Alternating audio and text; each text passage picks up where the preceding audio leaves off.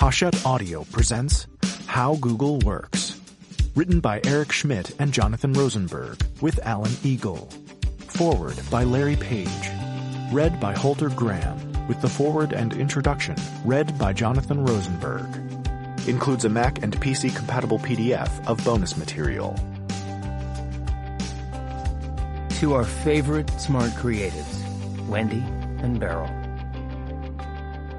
When I was younger and first started thinking about my future, I decided to either become a professor or start a company. I felt that either option would give me a lot of autonomy, the freedom to think from first principles and real-world physics rather than having to accept the prevailing wisdom. As Eric and Jonathan explain in How Google Works, we've tried to apply this autonomy of thought to almost everything we do at Google.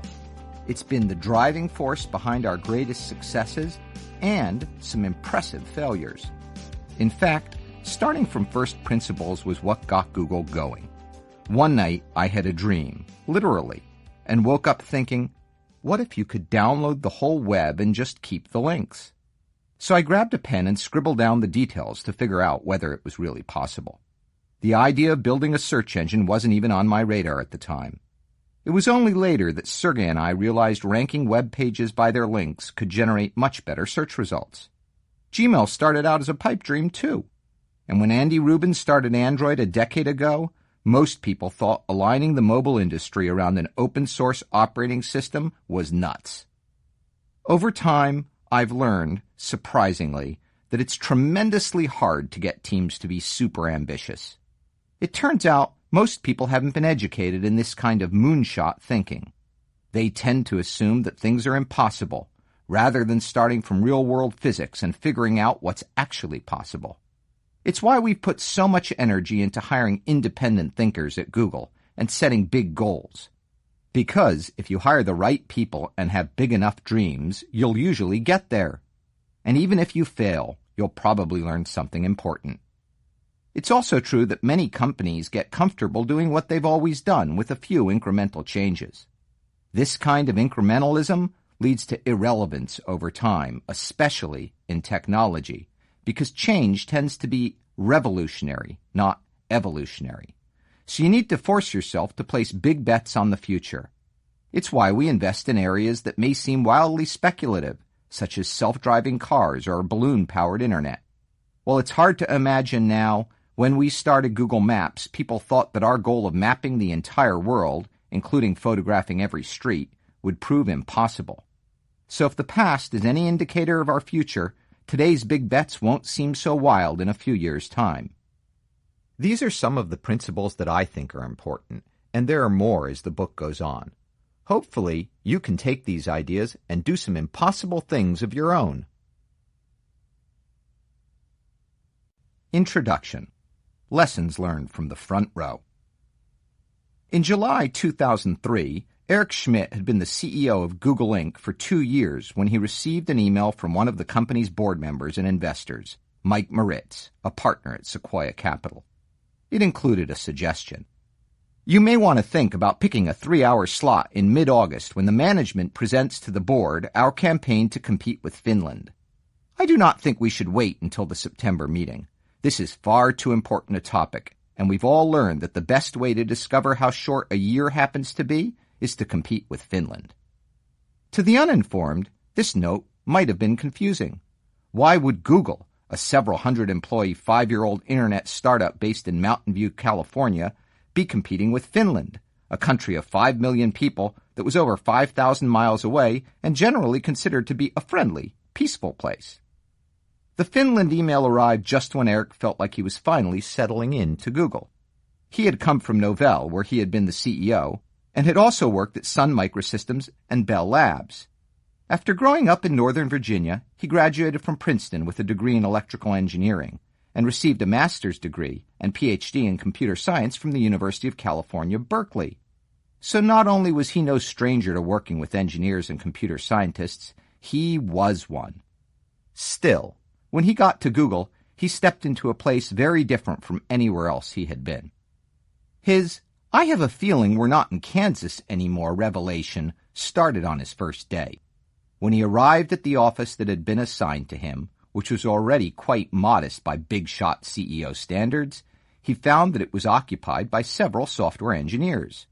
Rather than kicking them out, he decamped to the next office over, which was more of a closet with a window than an actual office. Then a few weeks later, it got worse. One morning, as he walked down the hall to his closet office, he noticed that his assistant, Pam Shore, had a troubled look on her face. For Pam, anything other than a warm smile counts as troubled.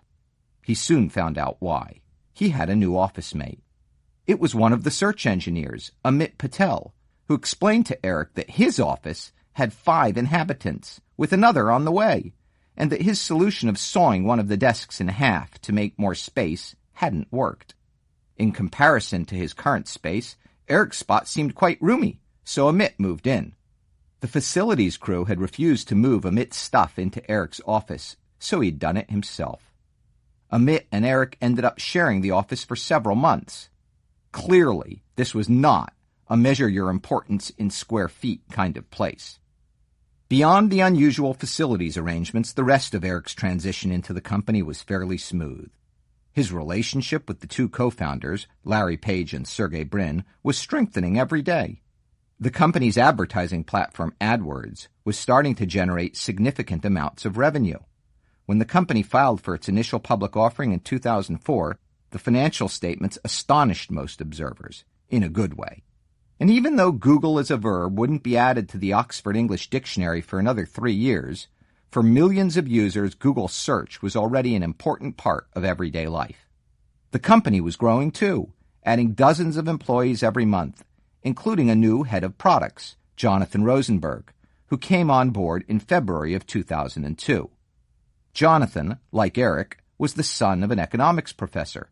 He joined Google after stints at Excite@Home and Apple to build up the company's product management team and round out Eric's staff. As Mike's email pointed out, though, there was a major competitor on the horizon, and it wasn't really our Nordic friends across the Atlantic. Finland was our internal code name for Microsoft, at the time the most important tech company on the planet.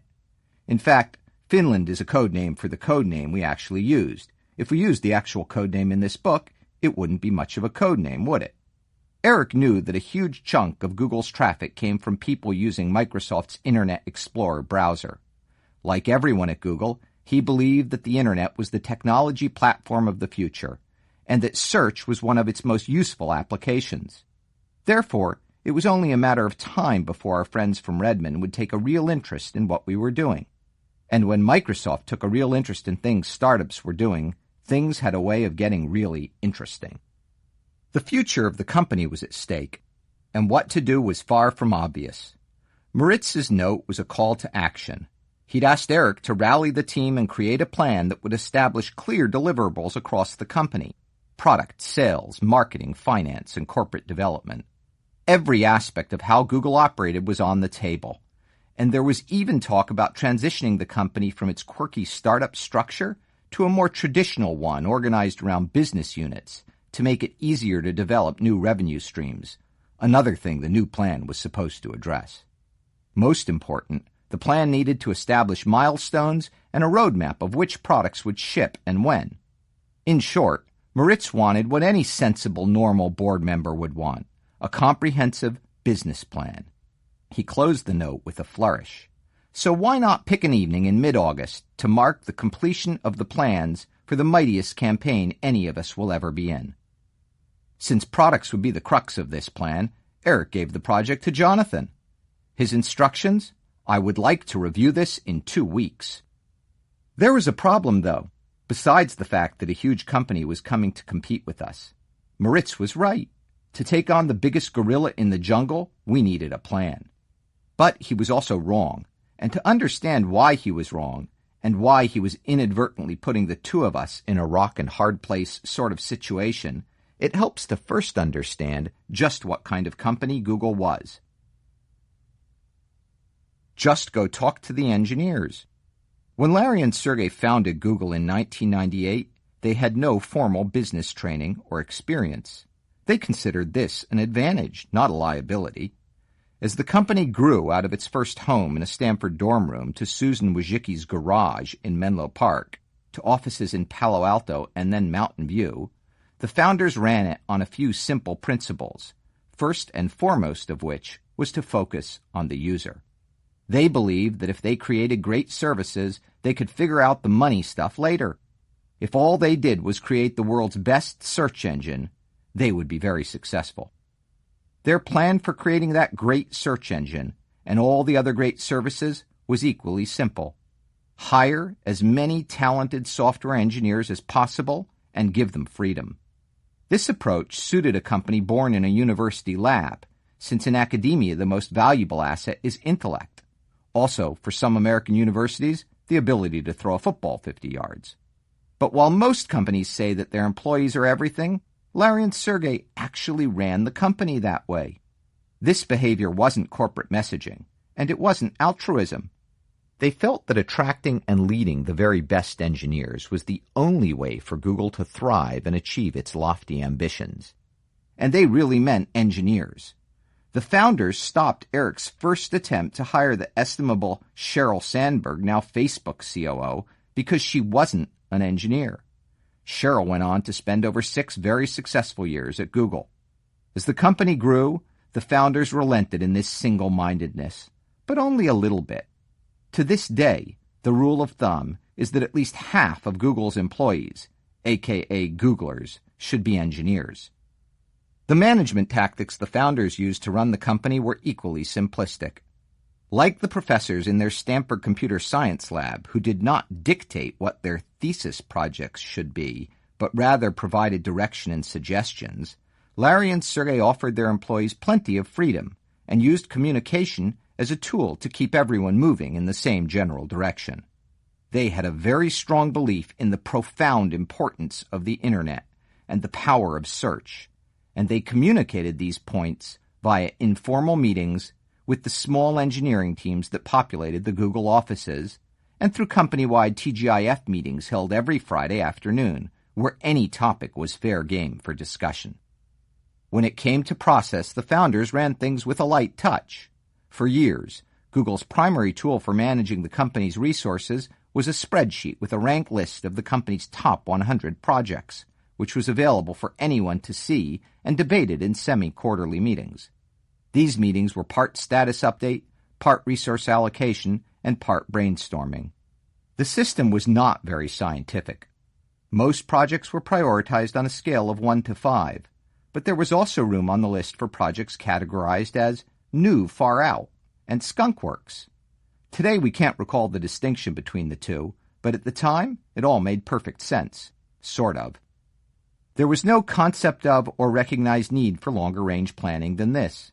If something more important came up, the engineers would figure it out and adjust the list. This emphasis on engineering continued even as the company expanded the management team. The founders didn't hire Eric for his business acumen as much as for his track record as a technologist. Eric was a Unix expert and helped create Java, the software language, not the beverage or the island, and geek cred as an alum of Bell Labs. They hired Jonathan in spite of his economics and MBA degrees because he was a proven product advocate and innovator from his days at Apple and Excite at Home. That we were business guys wasn't exactly a liability, but it wasn't a benefit either, at least not in Sergey's and Larry's minds. Jonathan got a stark example of the founders' aversion to traditional business processes not long after he started at the company.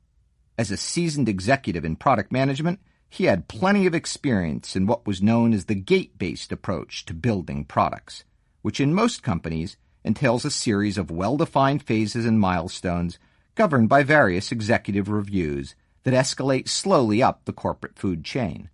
This approach is designed to conserve resources and funnel information up from far-flung silos to a small set of decision-makers. Jonathan assumed that he was meant to bring precisely this type of discipline to Google, and he was supremely confident that he was just the guy to do it. A few months later, Jonathan presented Larry with a product plan that was a manifestation of the gate-based approach at its finest. There were milestones and approvals, priorities, and a 2-year plan of what products Google would release and when. It was a masterpiece of textbook thinking. All that remained was for him to receive a rousing round of applause and a pat on the back.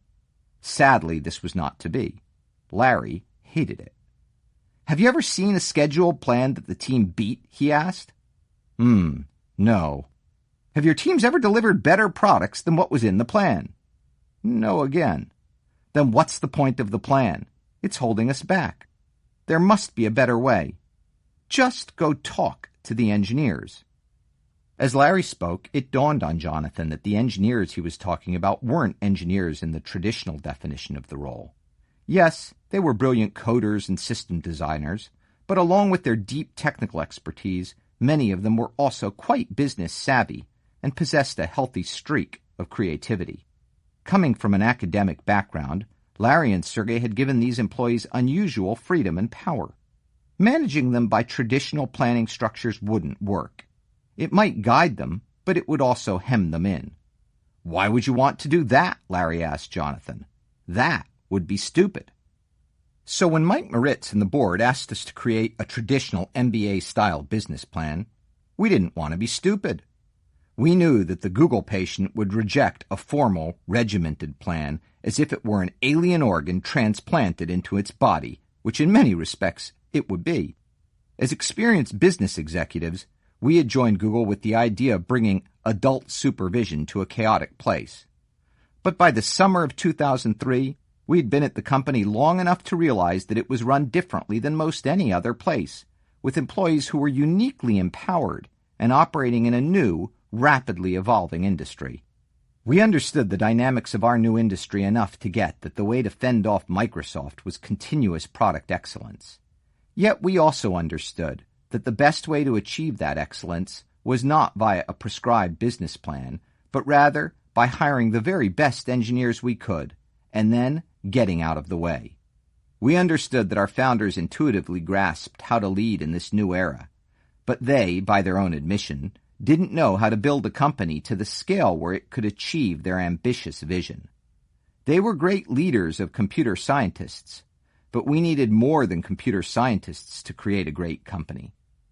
We also understood that the rules to guide us in this endeavor did not even exist yet, and they certainly couldn't be found in the type of traditional business plan that Mike Moritz wanted. So we found ourselves at this critical moment in the company's history, stuck in the middle.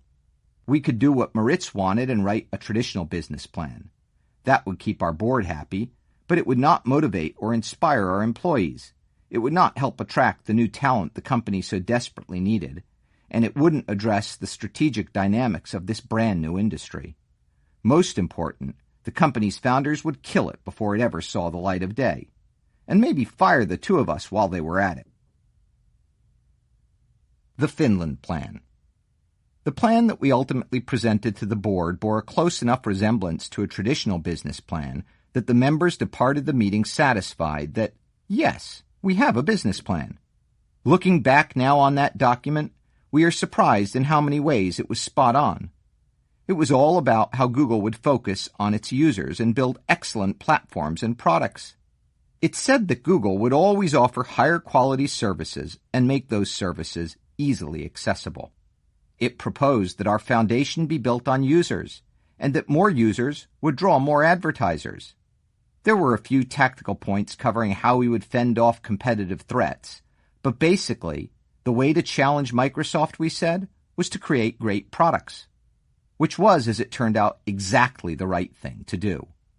Microsoft did aggressively challenge us, reportedly spending nearly $11 billion in an attempt to knock Google off its perch as a key player in the internet search and advertising business. Microsoft programs like MSN Search, Windows Live, and Bing, and acquisitions like Aquantive, failed to achieve true prominence, not because they were poorly executed, but because Google was so well prepared for them. We worked incessantly to make search better. We added images, books, YouTube, shopping data, and any other corpus of information we could find. We created our own set of applications, such as Gmail and Docs, and made them all web-based. We improved our infrastructure by leaps and bounds so that we could more quickly crawl an index of online data and content that was growing exponentially. We made search faster and available in more languages, and improved our user interface to make it easier to use. We added maps and better local results. We worked with partners to ensure that it was always easy for users to access us. We even expanded into some areas where Microsoft excelled, such as browsers, launching Google Chrome and making it the fastest and most secure browser in the industry from day one. And we monetized all this with highly efficient and effective ad systems. Eric used to warn his team that Microsoft will come at us wave after wave. They did and still do, but nevertheless, the business plan that Moritz pushed us to develop worked beyond our wildest dreams. Today, Google is a $50 billion company with over 45,000 employees in over 40 countries. We've diversified from internet search and search advertising into video and other forms of digital marketing, successfully transitioned from a PC-centric world to a mobile-centric one, produced a successful suite of hardware devices, and pushed the technology edge with new projects that promise, for example, to bring internet access to everyone and create cars that drive themselves. One of the biggest reasons for our success, though, is that the plan we delivered to the board that day in 2003 wasn't much of a plan at all. There were no financial projections or discussions of revenue streams. There was no market research on what users, advertisers, or partners wanted, or how they fit into nicely defined market segments. There was no concept of market segmentation or discussion of which advertisers we would target first. There was no channel strategy or discussion of how we would sell our ad products. There was no concept of an org chart, with sales doing this, product doing that, and engineering doing some other that. There was no product roadmap detailing what we would build and when. There was no budget.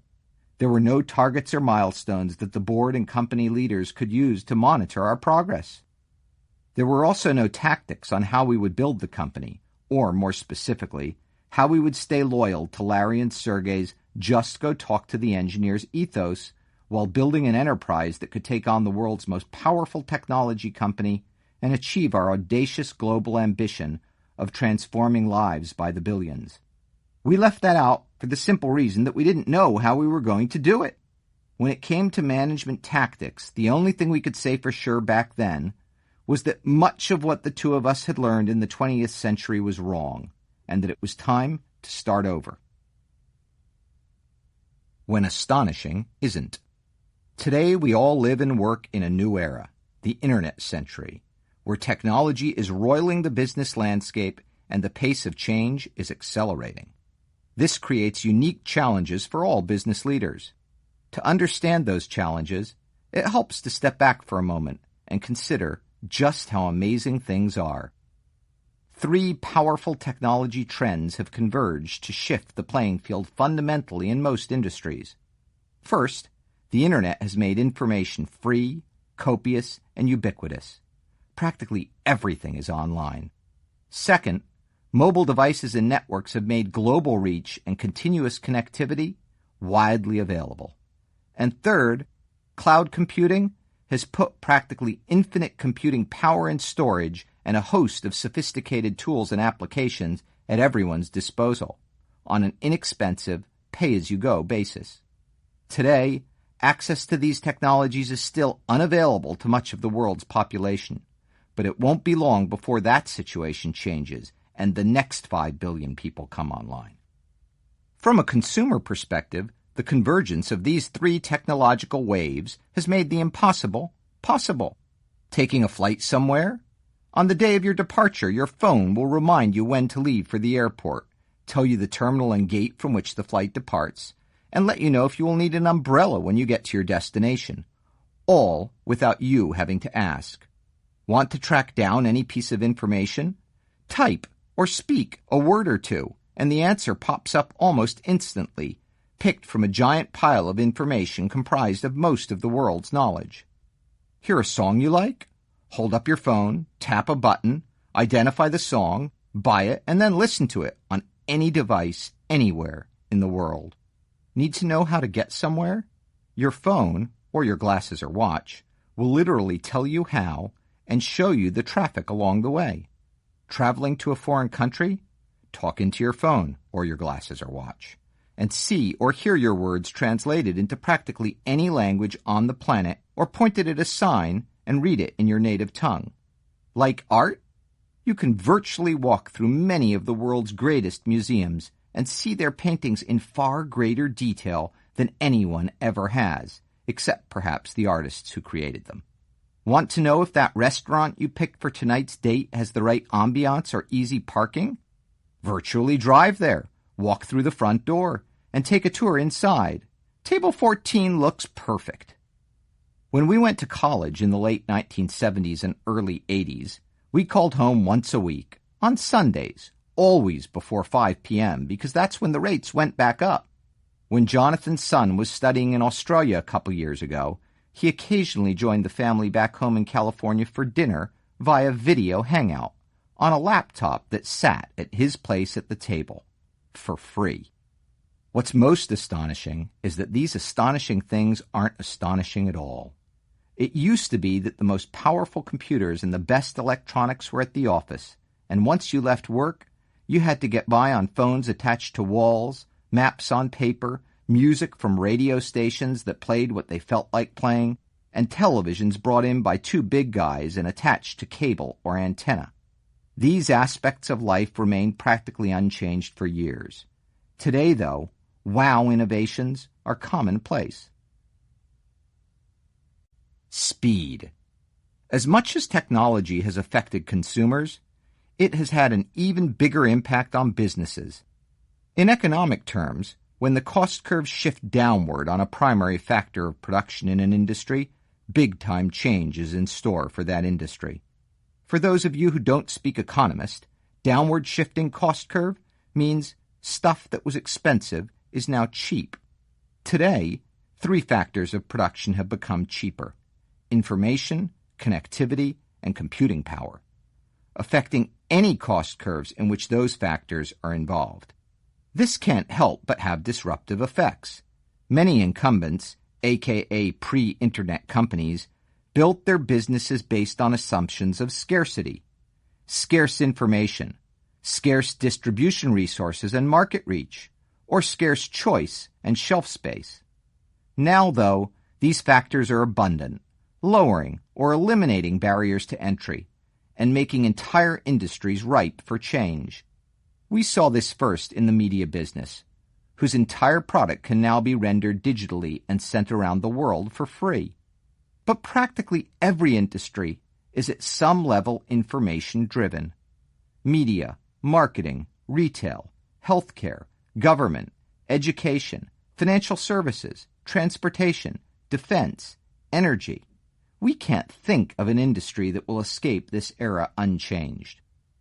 The result of all this turmoil is that product excellence is now paramount to business success, not control of information, not a stranglehold on distribution, not overwhelming marketing power, although these are still important.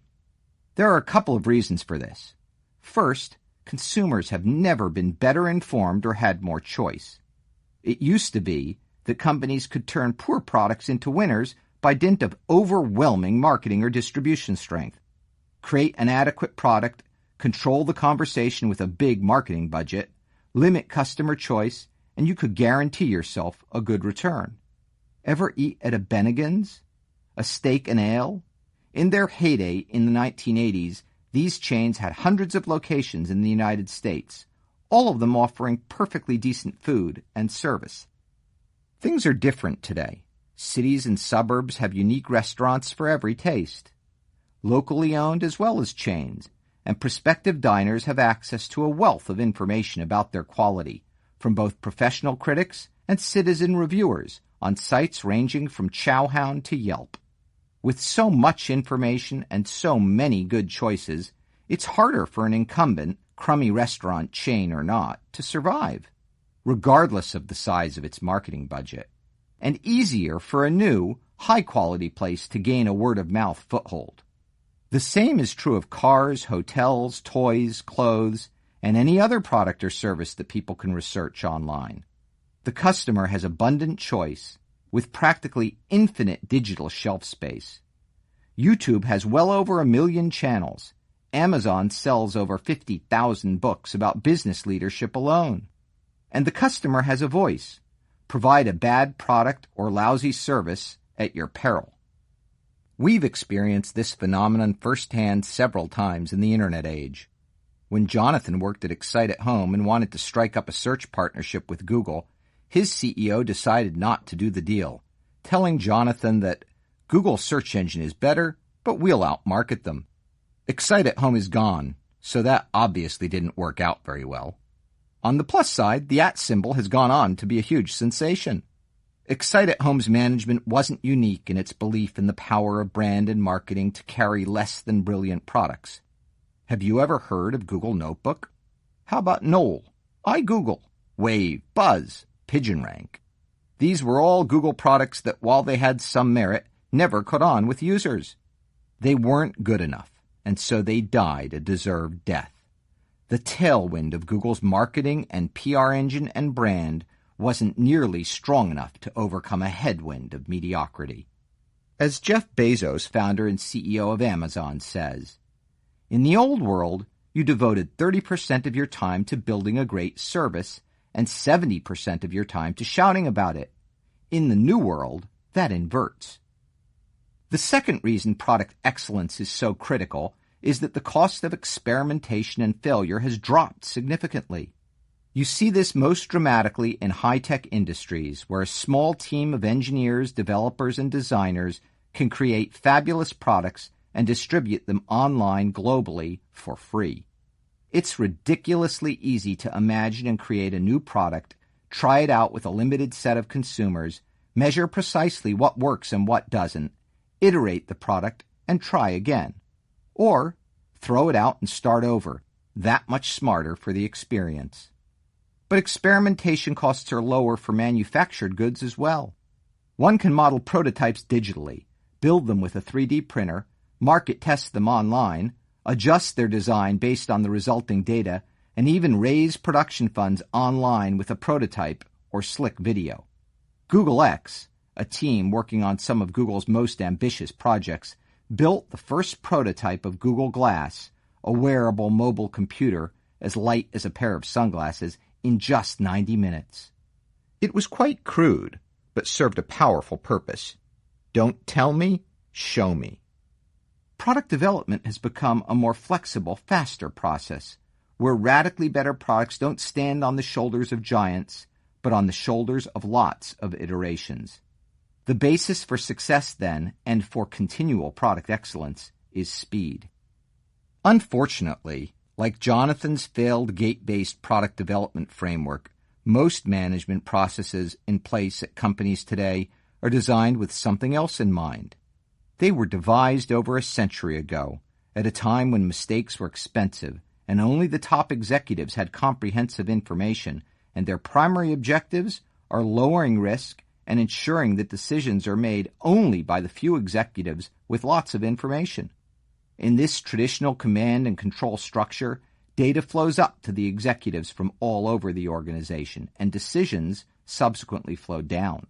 This approach is designed to slow things down, and it accomplishes the task very well, meaning that at the very moment when businesses must permanently accelerate, their architecture is working against them.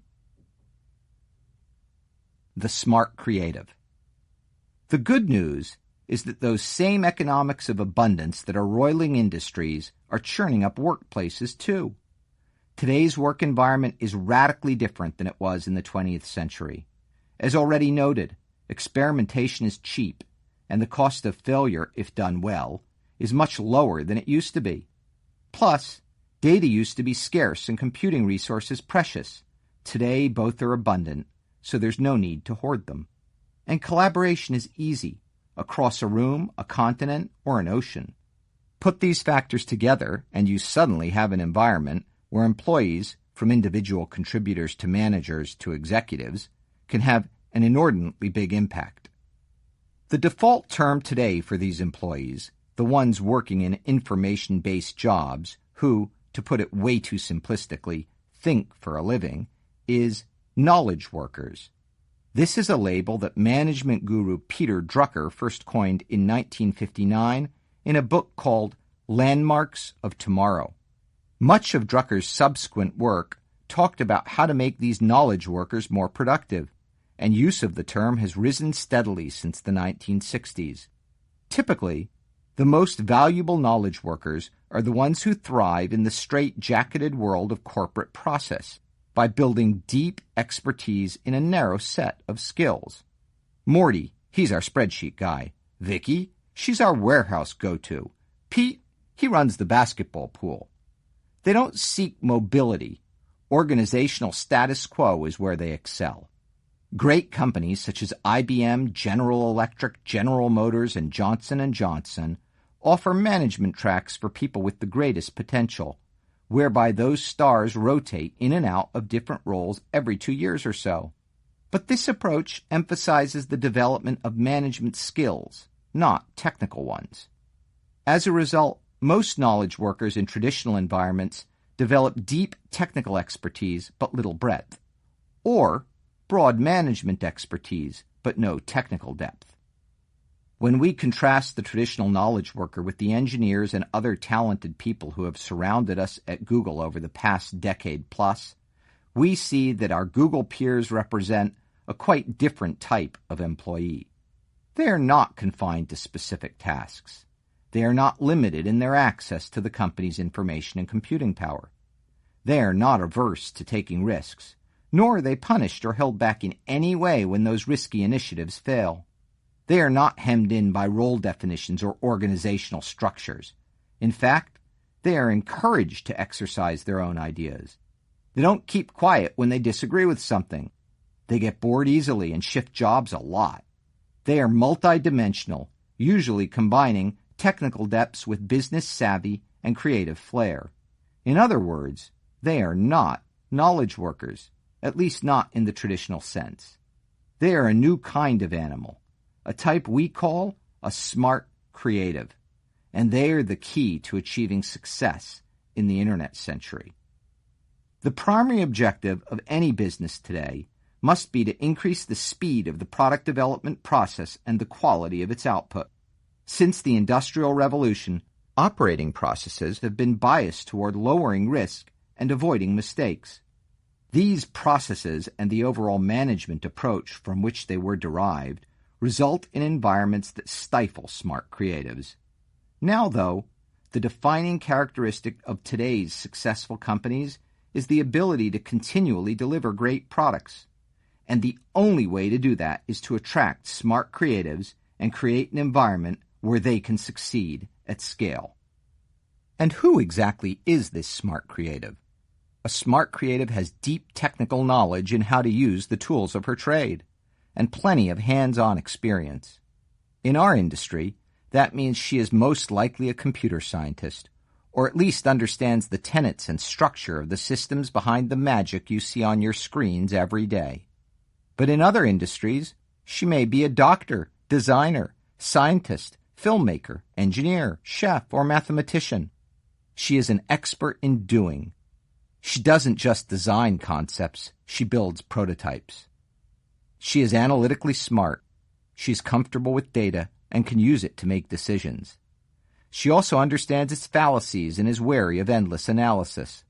Let data decide, she believes, but don't let it take over. She is business smart. She sees a direct line from technical expertise to product excellence to business success, and understands the value of all three. She is competitive smart. Her stock in trade starts with innovation, but it also includes a lot of work. She is driven to be great, and that doesn't happen 9 to 5. She is user smart. No matter the industry, she understands her product from the user or consumer's perspective better than almost anyone. We call her a power user, not just casual, but almost obsessive in her interest.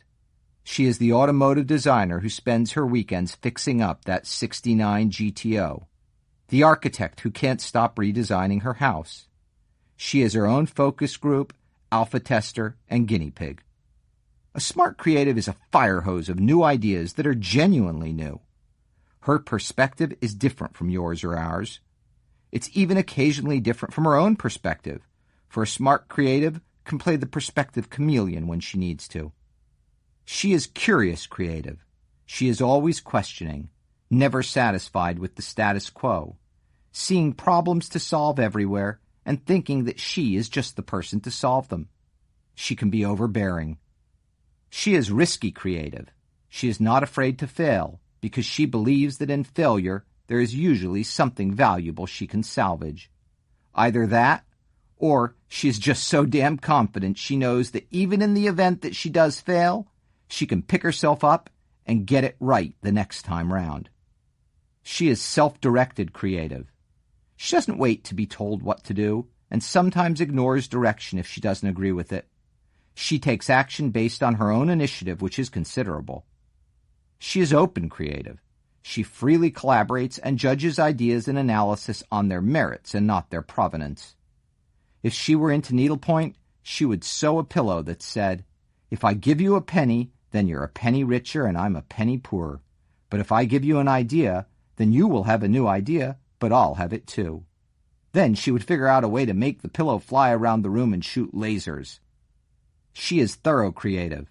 She is always on and can recite the details, not because she studies and memorizes, but because she knows them. They are her details. She is communicative creative. She is funny and expresses herself with flair and even charisma, either one-to-one or one-to-many. Not every smart creative has all of these characteristics. In fact, very few of them do.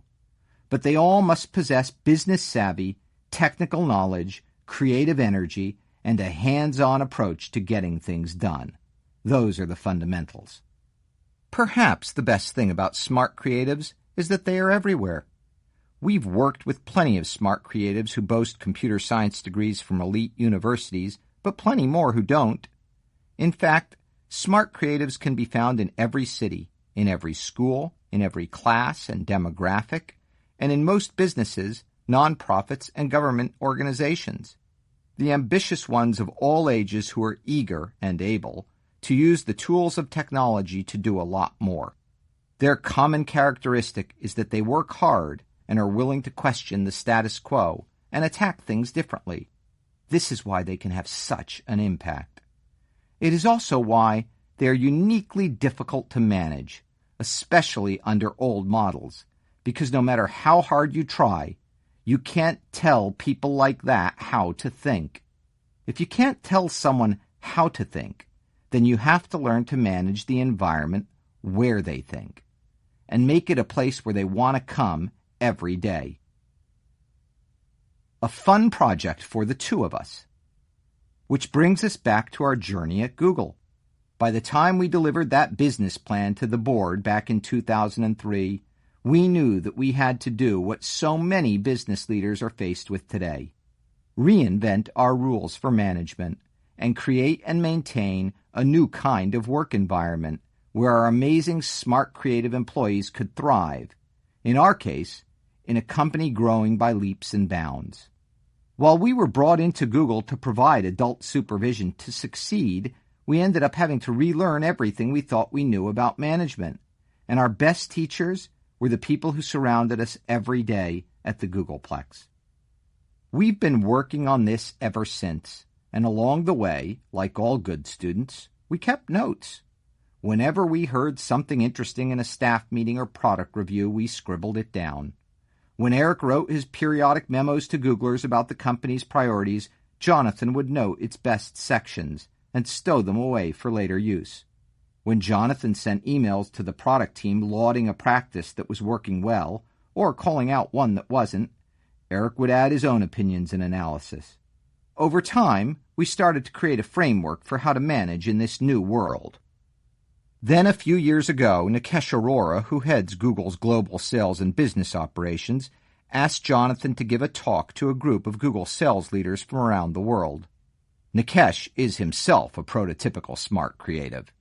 He holds a degree in electrical engineering from the Indian Institute of Technology and joined Google in 2004 to run sales in Europe, despite not having much experience leading a sales organization of that size. He came to California in 2009 to run the global business team. Nikesh always excels, so Jonathan knew the bar was set very high for this particular talk. Google had passed its first decade and was growing like crazy, and Nikesh wanted Jonathan to pass some of the tribal wisdom that he and Eric had accumulated about managing at Google to our next generation of leaders. This was a perfect opportunity to pull together all of those notes on what the students had learned from the teachers over the years. The talk was very well received, so we turned it into a management seminar for Google directors, meeting with small groups of Google leaders to review our principles and swap stories about managing smart creatives. Finally, Eric did what all great managers do when they want something to happen. He proposed an idea. His email read, "I'm sufficiently impressed with the work here that I propose that Jonathan and I write a book on management. Of course, due to the principles we will espouse in the book, Jonathan will do all the work and I will get all the credit."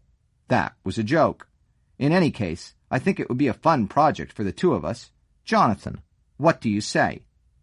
Eric was inspired by a John Chambers talk he once heard. Chambers, the highly respected CEO of Cisco, had recounted how, when he was starting out at Cisco in the early 1990s, he met every few months with Lou Platt, then the CEO of Hewlett-Packard, to talk strategy and management. At one point, an appreciative John asked Lou why he was investing so much of his valuable time to help out a young executive at a different company. "This is the way Silicon Valley works," Mr. Platt replied. "We're here to help you." Steve Jobs, the late founder and CEO of Apple, who often provided his neighbor Larry Page with advice, had a more colorful way of expressing the same spirit. Our friend Leslie Berlin, the Silicon Valley historian, was researching a biography on Intel co-founder Bob Noyce and asked Steve during an interview why he had spent so much time with Noyce early in his career. "It's like what Schopenhauer said about the conjurers," Steve replied. He retrieved a book of essays by 19th century German philosopher Arthur Schopenhauer and read her a passage from one with the chipper title of On the Sufferings of the World. "He who lives to see 2 or 3 generations is like a man who sits sometime in the conjurer's booth at a fair and witnesses the performance twice or thrice in succession.